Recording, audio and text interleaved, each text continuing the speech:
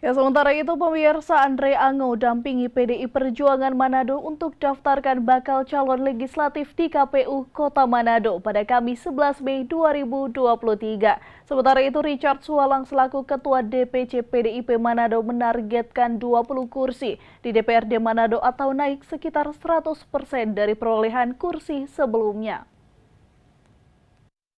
PDI Perjuangan DPC Manado mendaftarkan bakal calon legislatif pada Kamis 11 Mei 2023.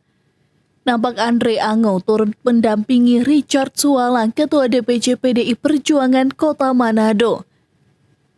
Turut hadir Alcedono Kambe, Ketua DPRD Kota Manado, dan seluruh bakal calon legislatif yang diusung PDIP pada pemilu 2024 mendatang. Pendaftaran hari ini bagian dari kita mendaftar, dan ini pendaftaran di KPU Manado. Saya dari DPD mendampingi yang mendaftar Pak Wali Kota, Ketua DPC Manado, dan rekan-rekan dari DPC Manado. Ya, kita targetkan 50% dari jumlah kursi yang ada di DPRD Kota Manado.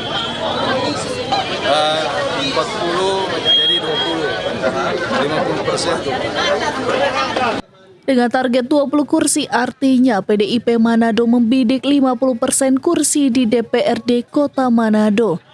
Sementara dibanding perolehan kursi pada pemilu sebelumnya, PDIP Manado targetkan kenaikan 100% dari 10 kursi menjadi 20 kursi. Regina Mangke melaporkan untuk Kawanua TV.